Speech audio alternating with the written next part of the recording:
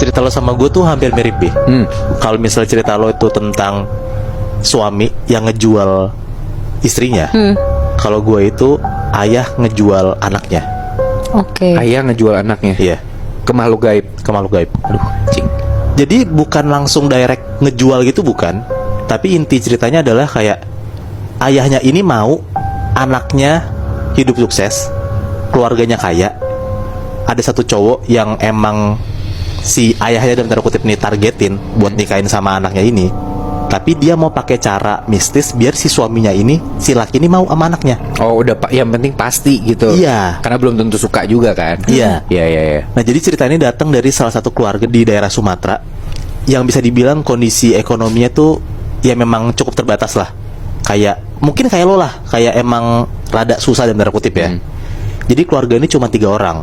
Ada bapak, ibu, sama anak perempuannya yang kita sebut aja Lina. Ini gue samarin namanya Lina ya. Oke.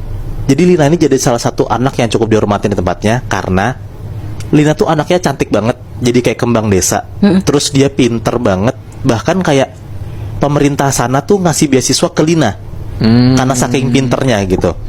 Nah tapi bokapnya Lina ini cukup aneh pemikirannya karena dia mikir dia tahu anaknya pinter, dia tahu anaknya harusnya lulus SMA, kuliah gitu. Tapi nggak dikasih, Bi. Nah, Kenapa? nggak dikasih izin sama si bapak ini karena ya dia mikir kayak ya nikah aja langsung, nikah sama orang sukses aja, kan habis itu udah lancar hidupnya.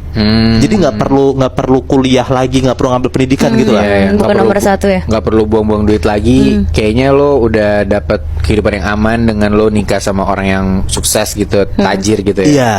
Nah sebenarnya Lina tuh udah beberapa kali bahkan sering banget minta bokapnya buat berubah pikiran, jangan maksa gua buat nikah langsung. Nah tapi si bokapnya tuh langsung maksa dan marah gitu loh. Intinya kayak ya lo harus nikah. Ya mau nggak mau sebagai anak satu-satunya doang ya harus nurut sama bokapnya dong. Iya. Walaupun si nyokapnya Lina ini emang diem aja, emang nggak berperan penting dalam tanda kutip lah ya. Tapi yang emang vokal tuh bokapnya mau nggak mau ya Lina harus ikutin lah keinginan bokapnya ini gitu. Iya. Ini gue masuk cerita ke keluarganya ya. Jadi bokapnya Lina ini kerja jadi kayak buruh pabrik gitu, Bi. Nah, di salah satu pabrik daerah Sumatera. Sampai ada waktu dimana kayak si bokapnya Lina ini ngelihat ada cowok cakep lah di pabriknya itu. Nah cowoknya ini bukan buruh pabrik juga, Bi. Nah pokoknya kayak punya jabatan gitu lah, lumayan jadi kayak karyawan pabrik inilah. Nah bokapnya Lina ini selama beberapa minggu tuh selalu merhatiin si cowok ini, kayak mulai dari kapan dia datang, terus dia kerja berapa lama, sampai pulang kemananya pun diikutin sama bokapnya Lina. Nah alasannya dengan pemikiran ceteknya si bokapnya Lina ini, dia sebisa mungkin nyari waktu biar si anaknya nih Lina dijodohin sama si cowok ini. Oke.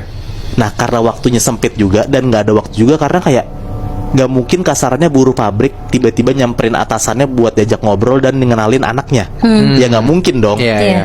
Nah akhirnya karena bokapnya Lina ini udah bingung banget harus gimana ngenalin anaknya ke cowok ini, akhirnya bokap itu pakai kayak jalan singkat gitu lah, jalan shortcut gitu buat pakai ilmu hitam biar si cowok ini diguna-guna, biar mau sama Lina, sama Dipelet anaknya gitu. dipelet, Oke, bener iya. Nat.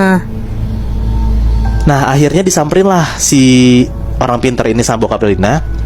Dan orang pinter ini bilang, nitip pesan gitu ke bokapnya Lina, kalau misalnya emang mau pakai cara ini, lo cuman, ini bahasa kita lah ya, lo cuman harus tanam satu barang yang dia kasih nih, yang si orang pinter ini kasih, tanam di depan rumah si cowok ini. Ya si bokapnya Lina kan udah tahu kan kayak rumahnya di mana, makanya diain aja tuh cepet tuh sama bokapnya Lina. Nah setelah 2 minggu akhirnya ditanam lah barang ini yang dikasih sama si orang pinter ini. Pas udah ditanam, bokapnya kepikiran buat masukin Lina ke dalam pabriknya ini, dipekerjakan gitu. Oke. Biar kayak tanpa disengaja Lina sama si cowok ini tuh ketemu gitu lah. Iya. Nah akhirnya sebener-benernya banget nih, Bi, Nat, Lina tuh nggak mau kerja di pabrik, tempat pabriknya si ayahnya ini, bokapnya ini, karena kayak dia mikir dia tetap mau kuliah dulu. Tapi karena lagi-lagi dipaksa banget nih sama bokapnya Lina, akhirnya mau nggak mau ya nurut kan. Dan singkat cerita 2 minggu kemudian masuklah nih si Lina ke dalam kantornya atau dalam tanda kutip pabriknya si tempat ayahnya kerja ini. Nah sampai ada momen dimana kayak udah semingguan nih Lina udah kerja di pabrik itu, Lina tuh akhirnya ketemu sama si cowok ini, sama si yang ditargetin sama bokapnya Lina ini. Iya, iya. Nah, si cowok ini minta tolong Lina buat bersihin dalam ruangannya. Nah, sebagai dalam tanda kutip ya kayak OB gitu, ya dia pasti nurut dong omongan atasannya. Bersihin segala macem. Nah, akhirnya pas lagi dibersihin ruangannya itu, si cowoknya tuh masuk juga ke dalam ruangannya. Jadi berdua doang nih. Akhirnya di momen itu Lina sama cowok ini kenalan. Oke. Oh, si cowok ini emang udah punya ruangan sendiri gitu ya? Udah punya. Oh, berarti jabatannya emang tinggi ya? Udah tinggi dan Oke, ini oke. masih hampir masih 25 ke atas 30-an gitu lah, Bi. Oh, oke. Nah, akhirnya di situ kenalan lah. Kalau si cowok ini namanya Aidar. Nah, sebenarnya si Lina ini juga kayak ngerasa pas dia lagi nyapu biasa, lagi bersih-bersihin ruangan si Aidar ini, dia ngerasa kayak kok si Aidar, si bosnya ini ngobrol mulu sama gue ya. Jadi kasarnya tuh Lina ngerasa kayaknya si Aidar ini suka sama gue. Oh. Tapi tanpa sadar sebenarnya kenapa Aidar suka sama Lina karena udah dipakein ilmu hitam Sama bapaknya sama Lina. bokapnya Lina. Oh, bokapnya nggak ngaku ke Lina? Enggak. Oh, oke. Nggak ngaku sama Oh, Lina sekali, nggak tahu berarti ya? Nggak tahu, nggak tahu sama sekali. Terus. Bokapnya nggak ngaku ke Lina? Enggak. Oh, oke. Nggak ngaku sama Oh, Lina sekali, nggak tahu berarti ya? Nggak tahu, nggak tahu sama sekali. Terus. Nah, mulai dari hari itu akhirnya Aidar sering banget ngobrol sama Lina dan pura-pura kayak nyuruh Lina ngebersihin ruangannya. Padahal niatnya buat ngobrol doang gitu. Udah sebatas itu doang. Sampai udah 3 bulan Lina kerja di sana, Aidar tiba-tiba ngajak nikah, Bi. Nah, Oh, ngajak 3 nikah si bulan. Lina ini. secepat itu. Secepat Oke. itu. Nah, akhirnya ya karena Lina udah kepikat juga gitu, emang udah suka sama Aidar karena ada interaksi banget. Akhirnya nikah lah dan mau aja nih nerima ajakannya si Aidar buat nikah sama si Lina ini kan. Sebenarnya ada pertentangan di keluarganya si Aidar karena maaf ya bukan gimana-gimana tapi kayak lo punya jabatan tinggi di pabrik di satu perusahaan, masa tiba-tiba lo mau nikah sama anak buruh pabrik kasarannya kayak gitu. Iya, iya. Nah tapi ya karena pelan-pelan nih ternyata pelet yang dikasih sama bokapnya Lina ini kuat Iya, banget. nah. Akhirnya ya udah keluarga Aidar tuh mau dan menerima Lina sebagai dalam tanda kutip anggota baru keluarganya si Aidar inilah. Oke. Nikahlah nih. Oh, sorry, berarti yang kena peletnya ini nggak cuma Aidar doang? Iya. Keluarganya juga kena? Akhirnya pelan-pelan keluarga kena Bi karena kesekuat itu peletnya. Oke. Gila. Nah 6 bulan mereka nikah dan apa yang diharapin sama bapaknya Lina ini berhasil juga terwujud nih gitu. Akhirnya si keluarganya Lina ini dikasih kayak uang banyak banget sama Aidar dan akhirnya mereka punya rumah sendiri. Dan si Lina tinggal sama Aidar di rumahnya itu yang ditanemin sama bokapnya Iya. tuh pelet gitu. Akhirnya juga bapaknya Lina tuh dapat promosi naik jabatan jadi kayak kepala staf di sana gitu. Gua nggak ngeh lah pokoknya naik jabatan lah bukan cuma buruh pabrik doang gitu. Oh, karena pengaruhnya si Aidar juga? Iya. Oh, kayak agak-agak nepotisme gitu ya? Nah bener. Oke. Nah tapi ternyata kebahagiaan itu nggak berlangsung lama Bi, Nat, sebentar banget gitu. Karena ada beberapa waktu si Aidar nih kan udah nikah nih ya sama si Lina ya. Aidar tiap tidur tengah malam kebangun dan selalu teriak kenceng banget kalau ngeliat Lina. Kenapa? Nah alasannya juga nggak tahu, gitu loh. Si Aidar nggak tahu alasannya kenapa dan Lina pun juga nggak ngerti Nat. Pokoknya dia ngehnya kayak mungkin suami gue mimpi buruk. Tapi kejadian itu nggak cuma sekali 2 kali, berkali-kali. Jadi mungkin nih dalam 7 hari, 5 hari tuh dia kayak gitu. Lina tuh ngeliat Aidar tengah malam nih jam 12 malam kebangun pas ngeliat Lina teriak-teriak. Oke. Jadi kayak dia tuh kasaran aja, jadi kayak ngeliat sosok aneh gitu loh. Padahal yang dia lihat ya istrinya sendiri Lina Iya. gitu kan. Ya, Lina juga nggak ngerti apa-apa kan? Iya bener.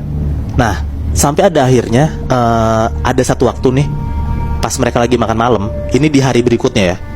Lina tuh lagi masak sendiri Bi, Nat, di dapur. Nah terus tiba-tiba Lina denger suaminya si Aidar nih manggil dari kamar. Disamperin dong sama Lina kayak kenapa mas?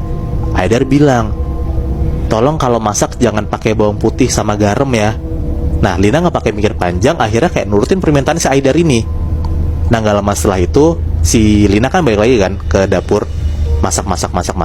Tiba-tiba teleponnya Lina tuh getar. Dan pas dilihat ternyata itu teleponnya Aidar, dari Aidar. Nah diangkatlah sama Lina. Dia bingung kayak kenapa nelpon nih suami gua kan. Iya. Pas diangkat sama Lina, si Aidar tuh bilang kayak maaf Lin, tadi aku pergi sebentar. Pas aku ngeliat kamu, pas aku mau izin kamu tidur. Tapi aku bentar lagi pulang kok. Habis itu si Lina cuma bilang oh iya. Dimatiin langsung sama Aidar. Nah di situ kayak Lina tuh kaget banget. Dia tuh mikir kayak apa suami gue bercanda apa gimana gitu, karena gue baru banget ngelihat suami gue di kamar Iya. minta tolong masakin nggak pakai garam gitu. Kenapa tiba-tiba nelpon gitu kan? Benar. Bahkan tadi kan si Aidar bilangnya juga dia pergi karena Linanya lagi tidur kan. Berarti Iya. udah lama dong. Udah lama. Harusnya kan. Iya. Nah karena Lina juga rada deg-degan nih, rada panik juga, akhirnya dia langsung naruh semua masakannya dia ngecek lah ke kamarnya Lina nih, ke kamarnya dia sendiri. Karena dia mikir kayak ya mungkin suami gue bercanda doang kali. Nah tapi Nat, pas Lina masuk ke kamarnya dia, Lina tuh ngeliat dengan jelas banget di kasurnya dia tuh ada cowok besar banget, badannya merah, lidahnya panjang, dan tatapan si sosok itu ngeliatin ke Lina. Gila. Ternyata yang ada di kasur itu ya bukan suaminya, bukan Aidar, Iya. si sosok ini gitu loh. Nah di situ tuh Lina bener-bener takut banget. Dia langsung keluar rumah dan dia langsung nelpon Aidar. Dia bilang lah kalau misalnya dia ngeliat ada sosok serem kayak gitu di kamarnya, dan dia minta tolong Aidar buat jemput si Lina ini dari rumahnya. Nah setelah kejadian si Lina tuh ngelihat ada sosok besar gitu, akhirnya rumah mereka tuh jadi sering diganggu sama roh atau makhluk halus gitu Nat. Aida tuh makin sering bangun tengah malam dan histeris yang sama kayak yang tadi, kayak ngelihat si Lina teriak-teriak kayak gitu. Dan yang lebih ngerinya lagi, karena mungkin si Aidar stres banget ya, Aidar tuh jadi kayak sering bengong, tatapannya kosong gitu loh. Nah Lina yang emang ngelihat suaminya kayak kenapa nih tiba-tiba kayak gini, dan dia sadar kayaknya dia nggak bersih dari rumahnya karena dia ngeliat ada sosok kayak gitu. Lina tuh minta tolong sama ustadz dekat rumahnya buat dalam tanda kutip kayak ngusirin makhluk halus dari rumahnya gitulah. Iya. Akhirnya dipanggil si ustadz ini, dan singkat cerita ustadz ini datang ke rumahnya si Lina sama Aidar. Pas si ustadz ini masuk ke dalam rumahnya Aidar sama Lina, ustadz ini tuh nggak pakai ngomong apa-apa Nat, langsung keluar lagi. Kenapa? Padahal baru nginjekin kaki ke ruang tamunya gitu loh, Nat. Langsung keluar lagi. Iya.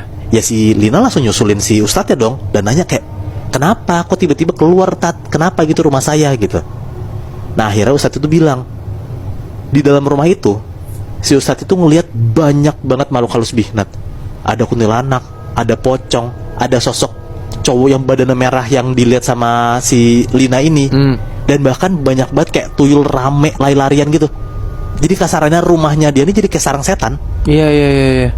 Dan ya Lina jadi makin panik dong. Dia makin kayak ngerasa ada yang nggak beres dari tempat gua, dari rumah gua gitu. Nah di situ akhirnya si Lina tuh jadi kayak nge-begging gitu ke ustadznya buat kayak minta tolong ngebersihin rumahnya. Karena kalau misalnya bukan ustadznya ya siapa lagi gitu kan. Iya. Ya udah